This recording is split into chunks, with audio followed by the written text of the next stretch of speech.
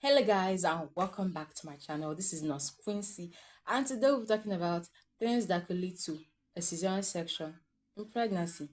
So before we go there, cesarean section, also known as C-section, is when a baby is delivered through an incision or cut in the abdomen or uterus. Most times this cesarean section is planned, which we call elective CS, or it could be booked and is necessary to save both the mother's life and the baby's life. Now, moving over to things that could lead to cesarean section in pregnancy. Number one, we have when the baby's head is not in a head down position. Yes, in a normal vaginal delivery, the safest position is the longitudinal cephalic line. So when this baby's head is not facing towards the cervix or the vagina, then there is something wrong. If this baby is presenting with the foot or with the buttocks or is in a breech or transverse position, an emergency CS is booked. And then two, we have when the baby is in fetal distress. Fetal distress. Yes, once this baby's heart rate is going too high, that is tachycardia, or is going too low, that is bradycardia, then this baby is in distress. Something is wrong. This baby has to be delivered through a cesarean section. And then three, we have when labor is not progressing. This woman is having constant, like, heavy pain and contractions, but then her cervix is not opening and then this baby is not going down. There's no progress in labor. The labor is not progressing. So the best and safest option is a cesarean section whereby this baby is brought out and mother is safe and baby is safe. Number four, we have placenta previa. This is when the placenta covers most or in the entire cervix, and once the cervix is closed, then delivery cannot take place, the baby cannot pass through it. So a cesarean section is booked to avoid vaginal bleeding.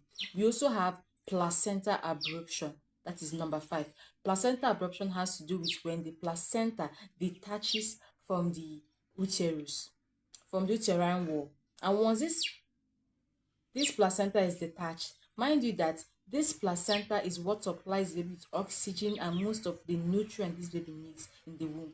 So once there's a problem with it, then this baby is going to go into distress because oxygen becomes a problem. So emergency cesarean section is booked. Number six, we have cephalopelvic disproportion.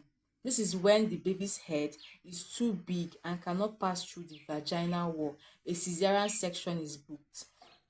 Number seven, we have multiple pregnancies. Yes, when a woman is carrying twins, triplets, quadruplets, five, six, name them. Yes, the best and safest option is a cesarean section. In cases whereby these babies are not well positioned or there is a complication arising, so a cesarean section is the best option. Then number eight, we have previous cesarean section. If a woman has had a previous cesarean section, maybe her last baby was given birth through a cesarean section, in most cases these women always want to give birth through a cesarean section. Yes, so I'm not saying that you can't give birth through vaginally after giving birth through a cesarean section. You can still do that, but then in most cases women who have had a previous cesarean section still give birth through the cesarean section again. And then number nine, we have umbilical cord prolapse.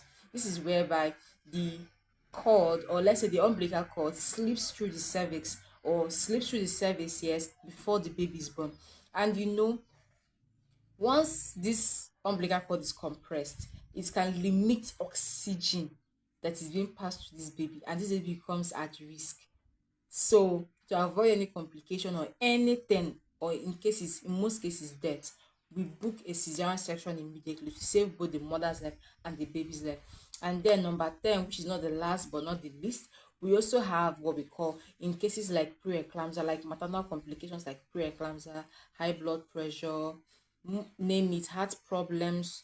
It could be anything that could rise in pregnancy, especially preeclampsia, eclampsia, high blood pressure, diabetes, diabetic mothers, and all this. So in most times, okay, we call it gestational induced hypertension, gestational induced diabetes. Most of this, we book them for cesarean section so that a complication doesn't arise. And so please, I want you to have in mind that giving birth through cesarean section doesn't make you a failure. You didn't fail as a mother. You're doing very, very well. The only sweet part of delivery, I will tell you that the one good thing about delivery is that making sure that both mother and baby is healthy, strong, alive. That's the main sweet story about a delivery. So we don't care whether it's a cesarean section or a vaginal delivery, as long as you and your baby is okay. That's the main thing. So please, once you notice any of these, or once your doctor books you for a cesarean section, don't tell them, please, I won't do this, I won't die, I can't give birth, I don't like that. It's not something bad, it's something done to save your life and that of the baby.